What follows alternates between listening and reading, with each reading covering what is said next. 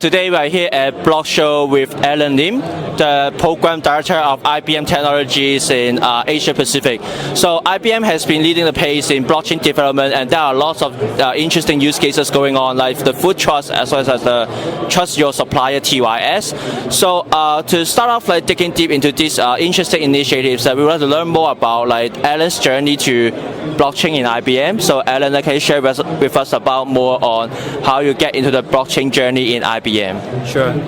All right, thanks. And first and foremost, thank you, and I really appreciate the opportunity to share a bit more about the work that we do at IBM. So personally, blockchain came about through research, and I guess it actually came up through a discussion with a client of mine and some of our partners. I've been looking at distributed computing for a while, and when this topic about blockchain being used, specifically in terms of solving some of the real-world challenges, some of the real-world problems, it became very interesting for me to look to approach it as a way to solve the issues around trust.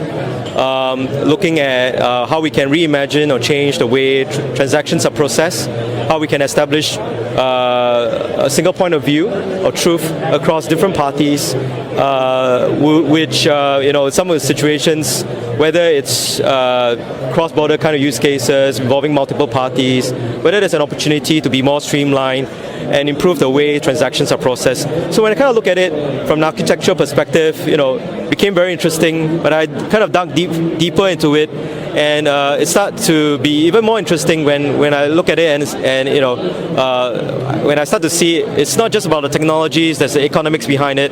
So to where I am today, right? So it started off, it's been a few years looking at this. Specifically, my work has been around looking at blockchain from an enterprise perspective, and I think what we see over the last couple of years is maturing of the understanding of blockchain as it's used for enterprise. What are the requirements? What are the capabilities and what are the requirements that are needed for this to be fully realized from an enterprise perspective. So that's been my journey. I think I'm still very excited about the potential of the technologies, what it can do across a range of different industries beyond financial services sector. So I think hopefully we see more adoption as some of these use cases and networks move towards a production kind of deployment.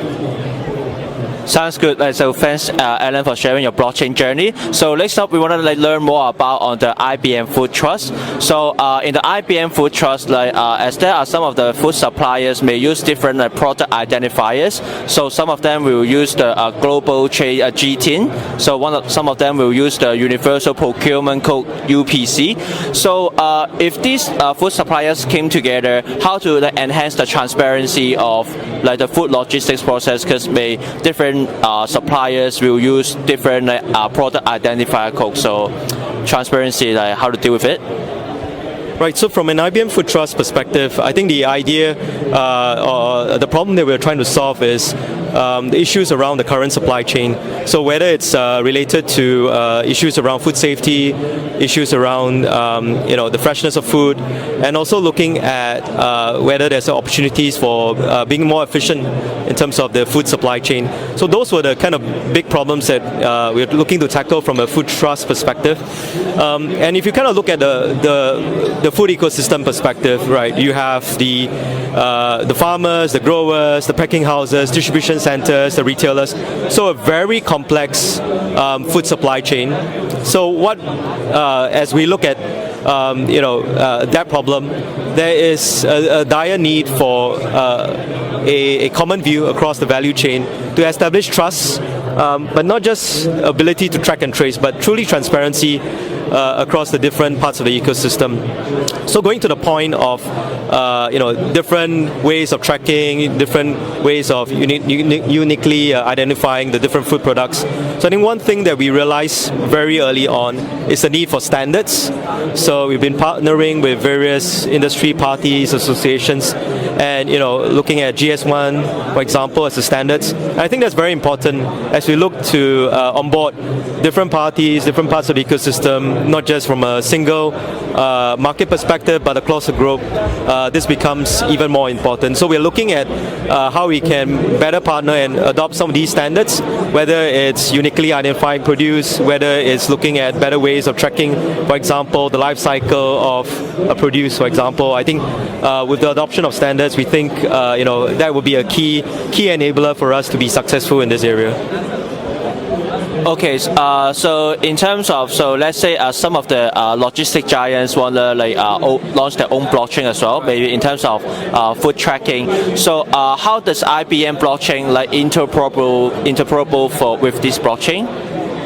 Right, so I think first and foremost, while we call it an IBM Food Trust solution, it's really the solution that serves the entire food ecosystem, right? IBM just is the solution provider and operator for this network, but it's really about the ecosystem.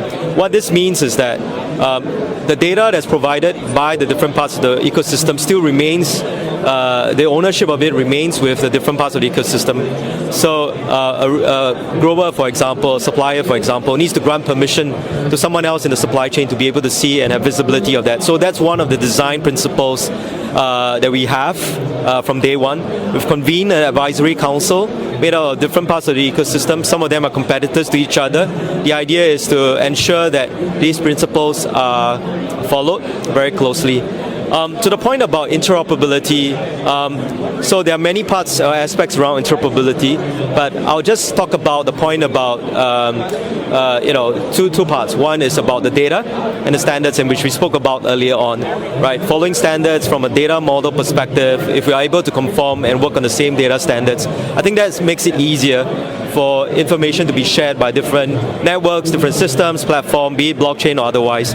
The other aspect, if you kind of look at interoperability, and I'll just differentiate interoperability between interoperability and just integration. So I think interoperability is a more advanced kind of adoption, but just on the point of integration, we have put in place interfaces that are standard-based through APIs, and we publish some of these interfaces. So a company that's looking to integrate with the IBM Food Trust solution, for example, can do so using those established APIs to be able to connect in, to publish information, to retrieve information about the food supply chain. So that's something that's part of the design of the Food Trust solution. Sounds very good. So that's another key initiative from IBM is the Trust-Your-Supplier TYS. So how does TYS kind of innovate the existing procurement process, and what's the role of AI and machine learning towards the innovation? Right, so as we look at the procurement process, right, so we see that ourselves, frankly, because we, from a company perspective, we do buy quite a bit of products, and we do that, and we facilitate other organizations to do that as well. So one thing that we see as a problem in the current procurement process is that it could be a lengthy time to onboard a new supplier to a company, and it could be a range of reasons, right? Because a company needs to do the due diligence process to make sure that a given supplier is compliant, has the necessary credentials to be able to support the buyer's needs. So imagine doing this multiple times if you are a supplier across different organizations that you're looking to sell to. So what we are trying to do is to streamline the whole process to really enable a digital passport, if you would, that a given organization, different supplier has secured all the necessary credentials, and it will make it easier for a supplier to enter into a new relationship with a purchaser, and vice versa. As a buying organization, you'll be able to onboard your new suppliers to your organizations relatively quickly. So that's what we hope to achieve with Trust-Your-Supplier. And of course, we are working with different parts of the ecosystem. So it's actually a joint solution with this company called Chainyard that we're building this solution, as well as some other organizations who are looking to leverage the benefit of this solution. That sounds very interesting. So, would like to ask the following question on behalf of blockchain developers. So, I know that IBM got a VS Code execution. So, how does blockchain developers can benefit from this feature? Right, so we're trying to make this as easy as possible for developers to come on board to start developing their own smart contract, and that's the idea behind the VS Code extension. So it's actually an extension to the Visual Studios, right? So the idea is that as somebody who is looking to develop, deploy, package your smart contracts, you can do it quite easily through the VS Code tooling, right? And then you can connect into let's say an existing Hyperledger Fabric instance that you have, or subsequently deploy this on an IBM blockchain platform, which is a IBM supported edition or version of the Hyperledger Fabric DLT itself. So that's what we're looking to do. So really a companion to make it easy for developers to get started writing their own smart contract and be able to publish and test out some of these smart contracts that they have written. Okay, so I think for blockchain developer like enterprise adoption, another key feature will be like privacy. So what are the key privacy features for IBM blockchain? So on the issue of privacy, so one of the things that we are looking to establish is how do we for example, respect the privacy such that information is shared on a need-to-know basis. That's one aspect, right? And we have various techniques to ensure privacy, whether it's encryption of the data, whether it's being selective in terms of whether data is actually shared on the ledger, or whether it's shared on a mutual basis only for the parties that are involved in those transactions. So there are different features that are put in, whether it's through the channel design, whether it's through private data collection. So there are a few features within Hyperledger Fabric, which is one of the protocols. And then, of course, there are other projects that we are looking and involved in as well. So that's good. So apart from the interest from blockchain developers, so some of the financial looking at deploying blockchain, so we would also like to acquire some more insights from IBM in terms of cost and benefit analysis. So let's start with like that's a key metric called return on investment ROI. So for IBM, like what's your take and to determine the parameters of ROI in terms of deploying blockchain? Right, so that's a very good point, right? So I think it's important to understand that you're not implementing blockchain for blockchain's sake. It needs to be driven through benefits. So some examples, it could be driven through just time it takes to actually trace, for example, the origin of a particular food product, right? So historically, some of these traces would take days or in fact weeks. We are able to bring down, in some cases, down to really be able to track that in a matter of seconds or minutes, being able to trace that down. So I think there's benefits in terms of time save. Again, some of these processes are very paper-based, and a lot of time is spent just resolving disputes between counterparties. So there are benefits there as well in terms of time savings, cost savings, and also more efficiency in terms of the time it takes to actually establish the right view, right, between the different parties in the event of things like billing, collections, reconciliation, etc. Okay, another financial matrix would be like capital expenditure. Can you like briefly share with us how does like blockchain can like massively lower the capex? Right. So I think capex is not capex. Savings could come in various forms, right? It could be, for example, it could be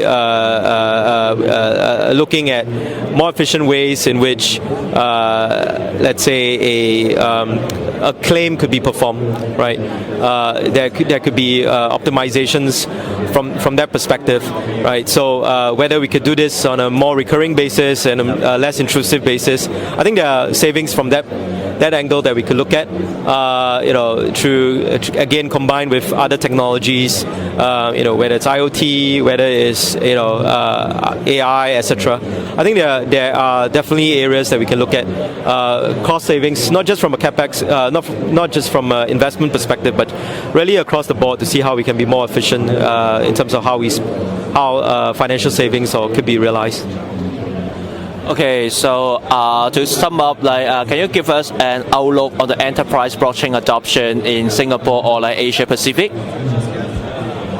Well, I think enterprise blockchain is maturing. I think we see a lot of potential. We see a lot of potential, in Asia. I think we see a lot of potential in, whether it's across financial services sector, supply chain, and really across different industries. So I think we're starting to see some of the earlier adopters really leading the charge, going to production.